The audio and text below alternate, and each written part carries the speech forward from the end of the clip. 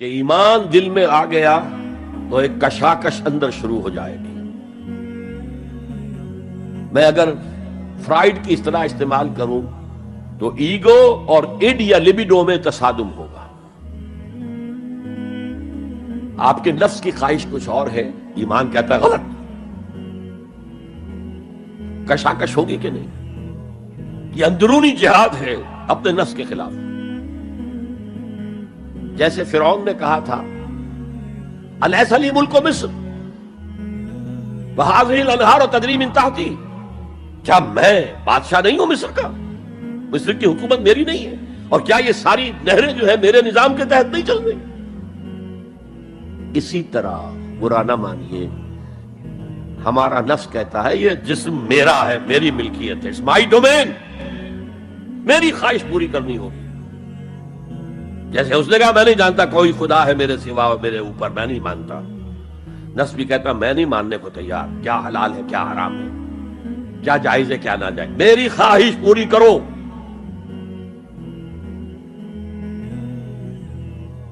اس کے خلاف جہاد، یہ پہلی منزل کا جہاد ہے. اور آپ کو معلوم ہے 3 منزلہ عمارت ہے، تو بلند ترین تو ہے تیسری منزل، اہم ترین ہے پہلی منزل. پہلی منزل بنے گی تو دوسری بنے گی، دوسری ہوگی تو تیسری بنے گی. پہلی منزل یہ ہے اور اہم ترین یہ ہے. اسی لیے مولانا روم نے کہا نفس ماں ہم کم ترس فرعون نیست، میرا نفس بھی فرعون سے کم نہیں ہے، لیکن ایراعون نیست، اس کے پاس لاؤ لشکر تھا. اس نے زبان سے بھی کہہ دیا تھا انا ربکم الاعلی، میں ہوں خدا.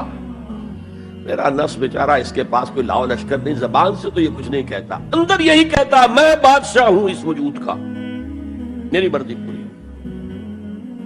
اسٹرگل اگینسٹ دس بیسر سیلف، ایک سیلف ہے اونچی سیلف، خودی، انا، ایگو، اور ایک ہے یہ بیسر سیلف، یہ ہماری جبلتیں جو اندھی بہری ہیں، جو حلال اور حرام سے انہیں کوئی غرض نہیں، ان کے خلاف جہاد کرنا. آپ نے فرمایا صلی اللہ علیہ وسلم المجاہد من جاہد نفسہ، اصل مجاہد وہ ہے جو اپنے نفس کے خلاف جہاد کر سکے. تمہارے اندر یہ دشمن تو بیٹھا ہوا ہے، تکڑا ہے، تمہیں کنٹرول کر رہا، چلے وہ باہر کے دشمنوں سے جہاد کرنے کے لیے. تم نے ٹانگے کو گھوڑے کے آگے باندھ دیا. اور ایک دفعہ حضور سے پوچھا گیا ای الجہاد افضل یا رسول اللہ، اے اللہ کے رسول سب سے افضل جہاد کون سا ہے؟ فرمایا ان تجاہد نفسک فی طاعت اللہ، اپنے نفس کے خلاف جہاد کرو، اسے اللہ کا مطیع کرو. یہ جو اندر کی کشمکش ہے، کشاکش ہے، یہ جہاد فی سبیل اللہ کا نقطہ آغاز، اللہ کا مطیع بنانا ہے نفس کو. اس کے ساتھ 2 سب لیول اور ہیں. اس نفس کو بھڑکانے والی ایک قوت ہے انویزیبل، اور ویزیبل بھی ہے. انویزیبل قوت سب سے بڑی ابلیس، شیطان، لعین، اور اس کے چیلے چاٹے جنات میں سے. اور ویزیبل میں انسانوں میں جو اس کے ایجنٹ ہیں، جو فحاشی کو کلچر کا نام دے، یہ اس ابلیس کے چیلے ہیں. ان کے خلاف جہاد نہیں کریں گے آپ. اگر آپ ان کے خلاف ایگریسو ایٹیٹیوڈ اختیار نہیں کریں گے تو آپ ان کے دباؤ میں آ جائیں. ان الشیطان لکم عدوا فاتخذوہ عدوا، اے لوگوں یہ شیطان تمہارا دشمن ہے، اس کو اپنا دشمن سمجھو.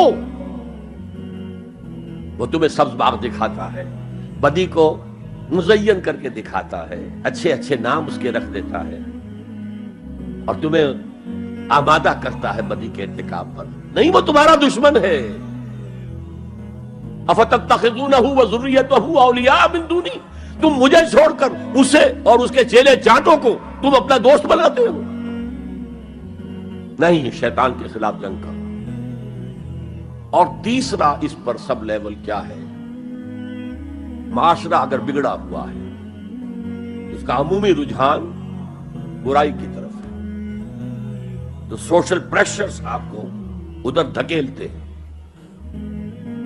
جیسے کہ اگر کوئی موب جا رہا ہے تو اس کے ساتھ چلنا تو بہت آسان ہے، وہ خود ہی آپ کو دھکیلتا ہوا لے جائے گا. اس کے خلاف چلنا